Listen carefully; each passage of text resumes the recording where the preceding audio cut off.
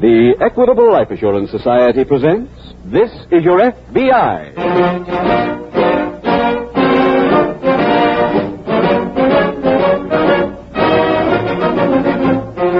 This is Your F.B.I., the official broadcast from the files of the Federal Bureau of Investigation.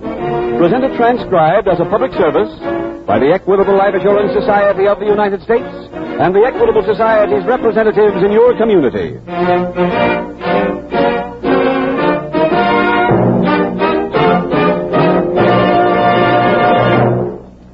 Did you ever say to yourself, gee, I wish I could make more money. Then I could do what I want to do. Well, I have news for you. In a recent survey covering people earning anywhere from $3,000 to $50,000 a year, 90% said that if they made more money, they'd be happier. That means that the problem is not how much you earn, but how to manage what you have. Now, there is one man who can help you, your local representative of the Equitable Society. He can show you how to build future security for your wife and children, how to make sure your children get a good education, or how to own your own home years ahead of time. In about 14 minutes, I want to tell you more about your local Equitable Life Assurance Society representative.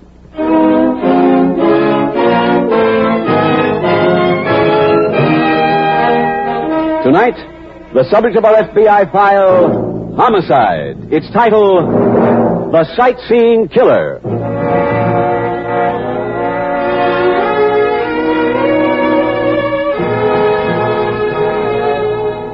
In the solution of crime, the Federal Bureau of Investigation makes use of every modern scientific aid. Microscopes, spectrographs, chemical analyses, and laboratory tests of infinite variety are part of the daily F.B.I. routine. But no instrument has or will be invented which can replace human intelligence and dogged determination.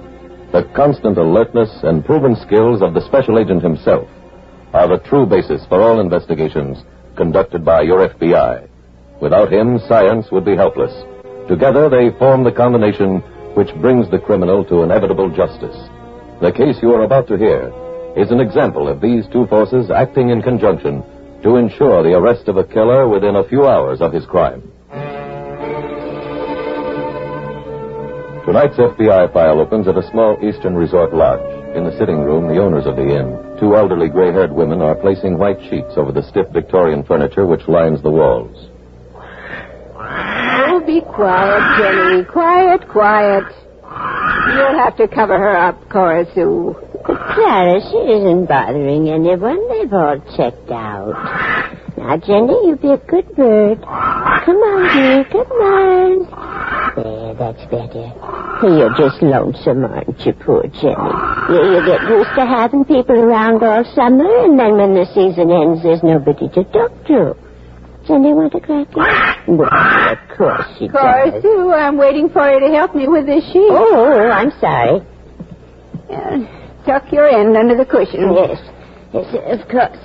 Oh, dear. What's the matter, Clara? Oh, the upholstery is almost worn through. We'll have to get this sofa recovered next spring. Hardly seems worth it. What do you mean by that? Well, we barely make a living out of the lodge as it is, and with that new motel opening up next year... We'll still have our regular customers. People who've been coming to stay here since before Father died. I guess so, but there are fewer every year. And I'll wrap these miniatures in tissue paper, and I'll pack them in this box. All right. Oh, it's cold tonight. Winter seems to come earlier every year. That's your imagination. I don't like it here when we're all alone. I wish we could close up now and stay overnight in Meadville. We'll leave tomorrow. For 20 years, this inn is closed on the 1st of October. And I see no reason to change that schedule because of some whim of yours. Cora Sue, that was Mother's favorite picture. I couldn't help it, Clara. I saw something. What? At the window behind you. It looked like a face. Oh, stuff and nonsense. There's no one out there. Will you be quiet, Jenny? Now get hold of yourself, Cora Sue. See if you can find the broom and clean up this mess. Now, you see, it got me upset, too. Don't answer it, Clara. Don't let anyone in. We aren't in a position to turn down customers, Cora Sue. Every $3 helps. Good evening. Can I help you? I hope so. I need a place to stay tonight. Please come in. I'm sure we can take care of you. Thank you. You'll have to forgive the way things look. We close up tomorrow. Oh? Well, that's a shame. I was hoping I could stay on for a few days. I'm sorry, but we always close on the 1st of October. Well, I guess I'm lucky to get in at all, even for one night. Oh, hello. This is my sister, Mr. Johnson.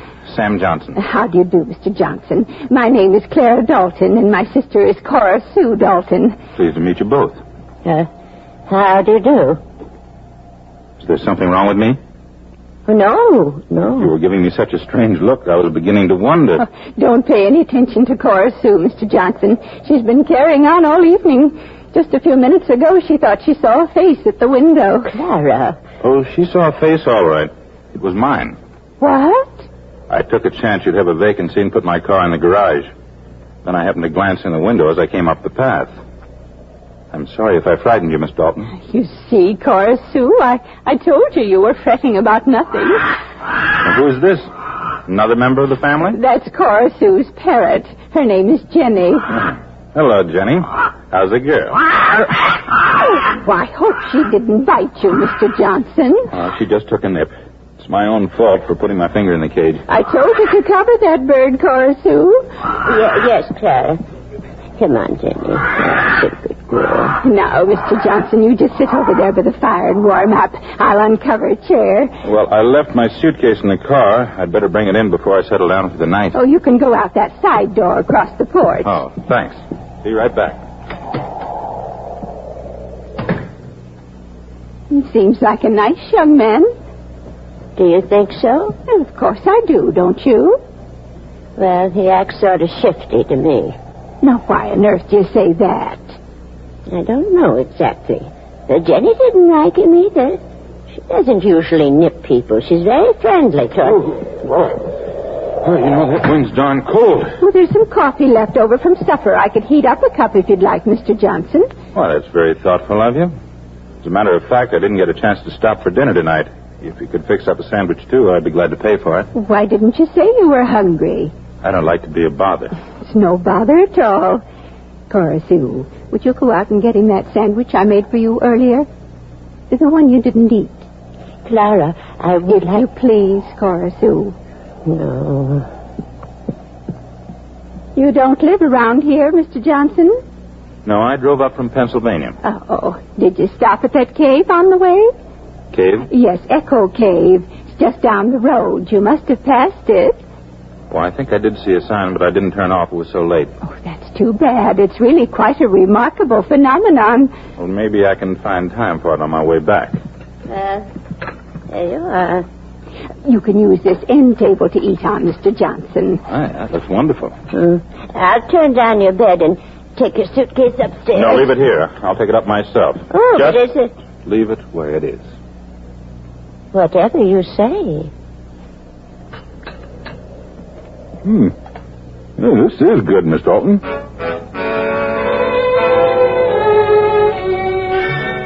Down the road at Echo Cave National Monument, Park Service Ranger Evans leads Special Agent Jim Taylor along a blood-stained trail which winds into a clump of bushes. How'd you happen to stumble onto this, Evans? I was making a routine patrol about an hour ago. Saw some blood up there near the road and tracked it down. I'm glad you called the F.B.I. field office right away. Well, this being a national park, I knew it came under your jurisdiction. Jeff Hoffman was liked by everybody. You know him? Just to speak to. Worked at the souvenir counter over by the cave entrance. Well, here's the body, Mr. Taylor. It's not very pretty, is it? No. Looks like it was robbery as well as murder. I wonder, Hoffman carry much money? Probably the day's receipts from the souvenir stand. It's pretty late in the season. Wouldn't amount to more than $30 or $40. Killings for less than that. Hey, there's something over there behind that bush. Man's cap. Oh? There may have some fingerprints on the shiny visor. There's a name band here on the inside. G. Collins. Well, let's get back up to the road, huh? I'd like you to help me make some plastic casts of the tire tracks up there.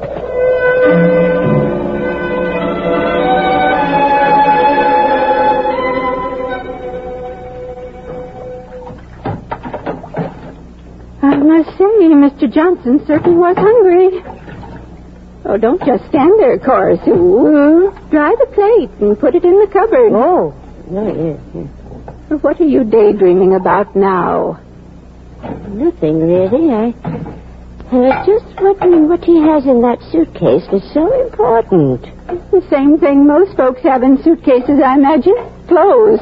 Then why did he get so upset when I started to take it upstairs? It probably was too heavy. It wasn't heavy at all, Clara. Oh. What are you so jumpy about? The phone startled me. But it isn't our ring. I know, but it still startled me. Now, don't you go out there and listen in. I've told you time and time again, the Logans don't like it. Maybe somebody's sick or something. I only want to find out if the call is important.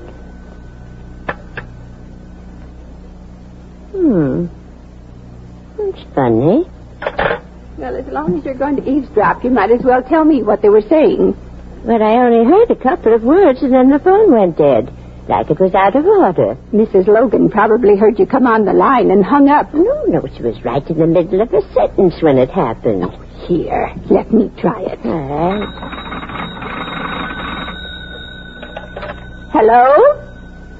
Hello?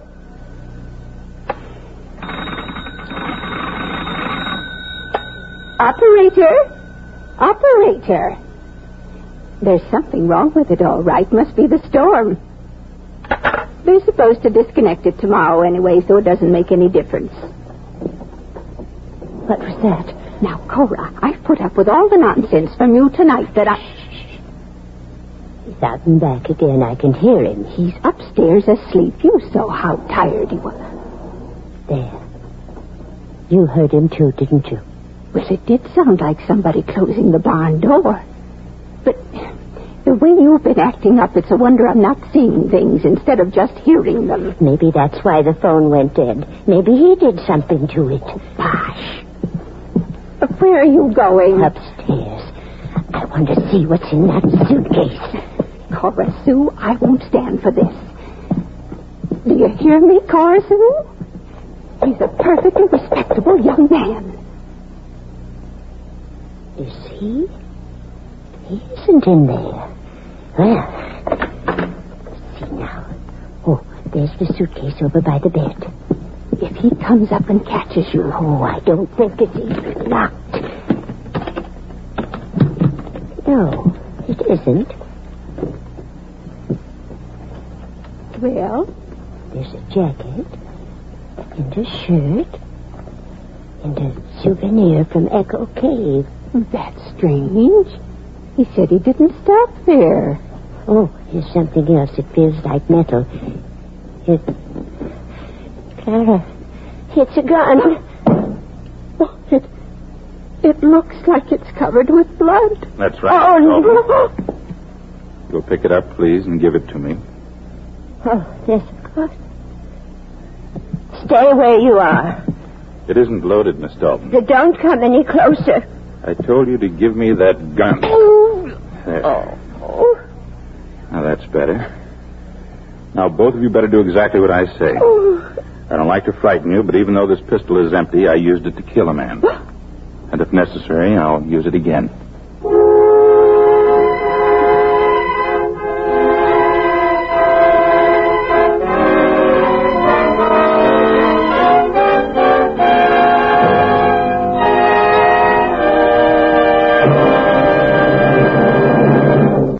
We will return in just a moment to tonight's dramatic case from the official files of your F.B.I. Did you ever see older people completely dependent on their children? Well, that can happen to anybody who doesn't prepare for retirement. If that is one of your worries, then perhaps the experience of Mr. Abner Willard may be helpful. Mr. Willard, I wonder if you'd mind telling us how membership in the Equitable Society solved your problem. Well, I'm only 39 years old, and I make a comfortable living. But the way prices are today, I can't lay an awful lot by. So my wife and I started to talk about where we'd be when we're in our 60s. Did you solve your problem? Our local Equitable representative did. You see, I heard you talking about a retirement plan on this program. That would be the Equitable Independent 60s plan. That's right. I called our Equitable man, and we talked it over. He explained how the Independent 60s plan would provide for our future, how we could go and come as we pleased and live where we wanted, because we'd draw a handsome check every week. And he also showed me how my wife would get all these good things if something happened to me. What surprised me most was how little it cost. Now, whenever somebody tells me he's worried about the future, well, I tell him to call up my friend, the Equitable Society man. You couldn't give sounder advice.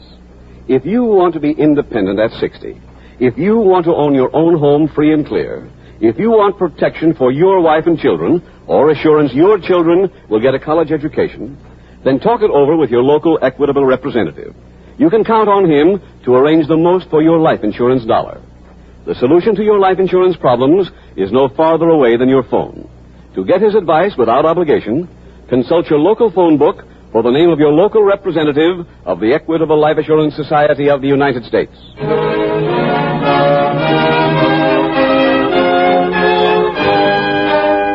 And now back to the FBI file, The Sightseeing Killer.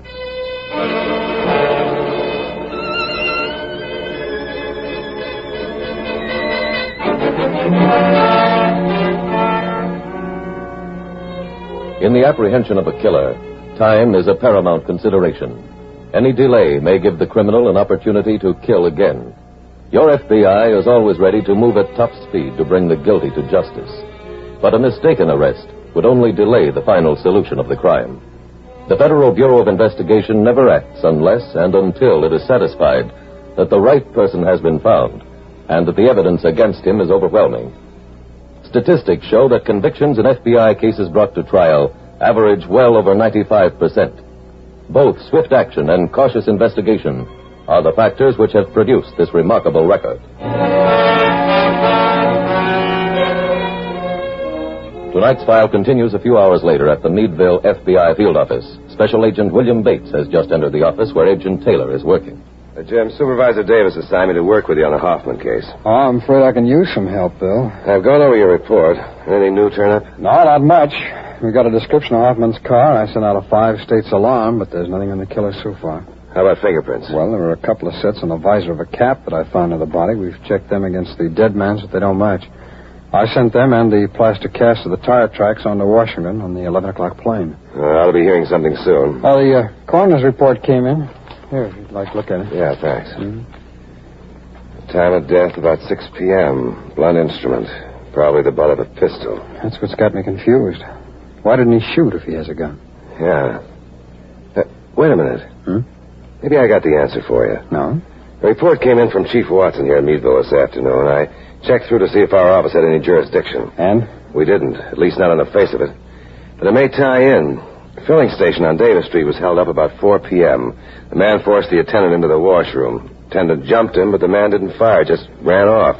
Apparently his gun wasn't loaded. Did you get a description? Not much detail. Medium height, medium build, brown suit, and a cap with a shiny visor. That fits. The cap I found fits that description. I think you've got something, Bill. Now, isn't Davis Street where the tourist buses leave for Echo Cave? Well, sure. All he had to do was lose himself in the crowd, get on a bus, and ride out there. Probably didn't want to take a chance on coming back through Meadville, so he stuck around until Hoffman drove by, got rid of him, and stole his car. Yeah? Jim, Yeah. this just came in on teletype. It's a report on those fingerprints you sent down to Washington tonight. Oh, fine. Thanks very much. Here we go, Bill. Listen. Gerald Collins, 34, 5 feet 8, 162 pounds, black hair, convicted assault with deadly weapons. Served 5 years, wanted in California for burglary and violation of parole. Sounds like our man. I'll send out an alarm. Bill, if he wanted to avoid Meadville, he must have headed south. Not too far, though. He's smart enough to know that car's red hot by now. Yes, he's probably holed up in one of the motels or tourist camps right in the neighborhood. Yeah, it's a good chance anyway. Let's check them.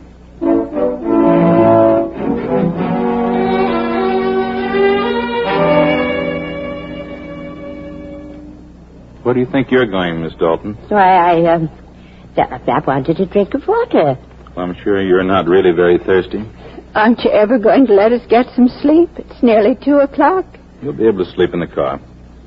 What are you talking about? We'll be leaving when the highway traffic quiets down. But you don't intend to take us with you.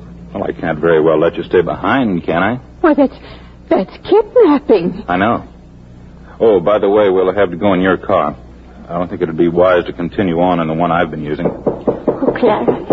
Don't make any noise. Whoever it is has seen the light. He knows there's somebody here. I'll answer it myself. Don't either of you move. Yes? I hate to bother you this late, but I ran out of gas about a mile down the road. I wonder if I could use your phone. I'm very sorry the lodge is closed for the season. The phone's been disconnected. Oh. Well, then maybe you could let me have a little gas if you can spare it. I'm afraid not. There isn't even a car here. We're completely shut down. Oh, I see. Well, thanks anyway. I guess I'll have to hoof it down to the next station. Wish I could have been of more help. Good night. Good night. Well, I think we can start getting underway now. I'll bring down my suitcase. You'd better put on your things. Clara, what are we going to do? I don't know. Whatever he says, I guess. I'll get our coats out of the... What's the matter? I just remembered the hall closet. That's where Papa always kept his pistol. It must still be there. I saw it when we were doing our spring house cleaning. But, Clara, you couldn't fire a gun. You couldn't shoot a man. Maybe I could, Cora Sue. At least maybe I can frighten him off. He told us his pistol wasn't loaded. Now, where did I put Papa's gun? I thought it was on the top shelf, right behind this hat box. Is this what Clara? you were looking for, Miss Dalton? Where did I thought you might have an overcoat I could wear, so I glanced through that closet while you were in the kitchen. You should never leave a loaded gun lying around. It can be very dangerous.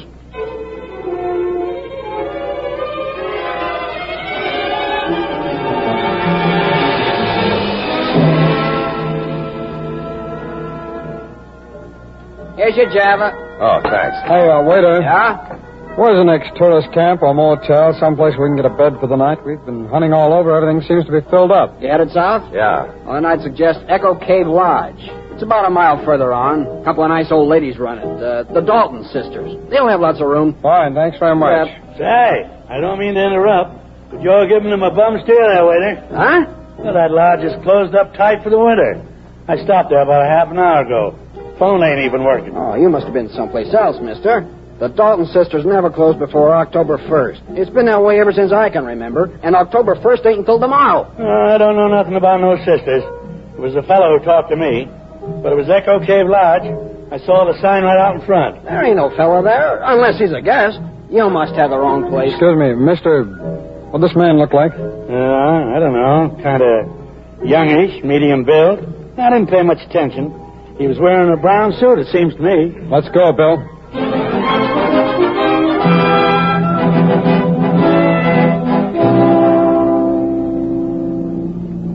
There's a sign, Jim. Echo Cave Lodge, 100 yards ahead. Yeah. Yeah, I see the place now. Hey, look. There's a car pulling out from the lodge road. Yeah. That may be Collins. Two women with him. Yeah, I'll swing around. He's turning off toward the cave. Hang on.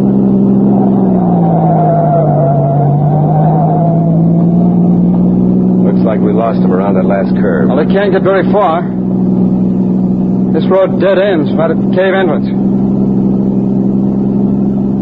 There's a car. It stopped.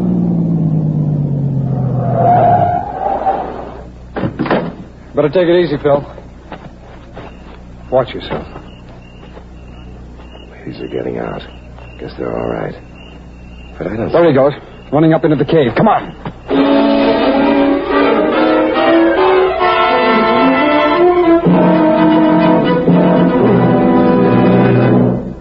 Know anything about this cave, Jim?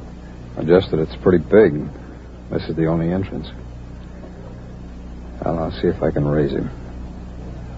Collins! Collins, we're special agents. F.B.I. Come out with your hands up.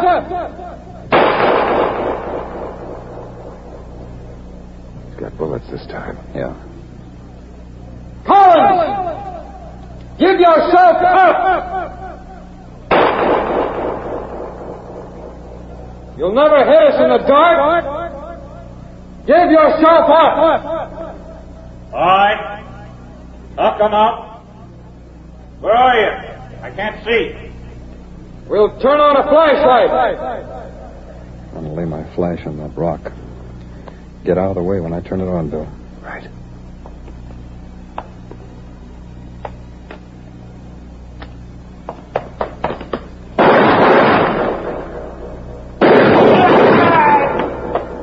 I think you hit him, Jim. Yeah, come on, let's move in.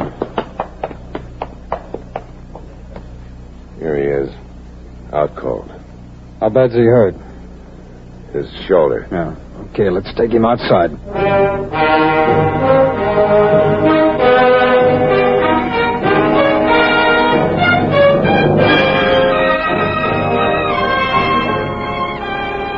Gerald Collins was found guilty of murder in federal court and was sentenced to death. In tonight's file, you heard another example of the cooperation and teamwork which enables your FBI to serve you. The report from a local chief of police furnished the killer's motivation. The quick action of a member of the National Park Ranger Service enabled the special agent to get an immediate start on the case. And the laboratory blood tests, plaster casts of tire tracks, and fingerprints in Washington made Collins' conviction a certainty. This is the kind of teamwork which no criminal can circumvent. And you are part of the same team. Your willingness to cooperate with local, state, and federal authorities is absolutely necessary for the prevention and discovery of crime. Remember, if these agencies are to serve you, you must help them do it.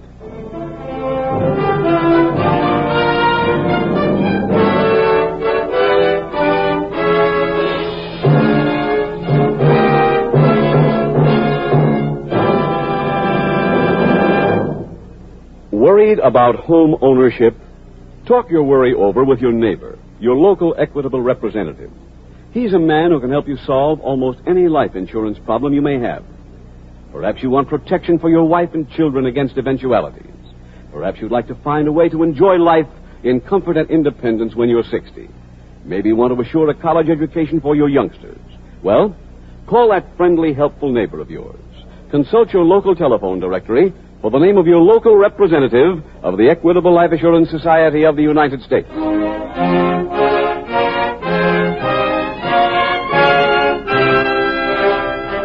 Next week, we will dramatize another case from the files of the Federal Bureau of Investigation. Its subject, Flight to Avoid Prosecution. Its title, Roundup.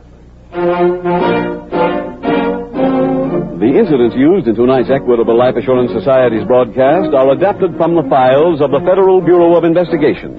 However, all names used are fictitious, and any similarity thereof to the names of places or persons, living or dead, is accidental. Tonight, the music was composed and conducted by Frederick Steiner. The author was Frank Burt. Your narrator was William Woodson, and Special Agent Taylor was played by Stacy Harris.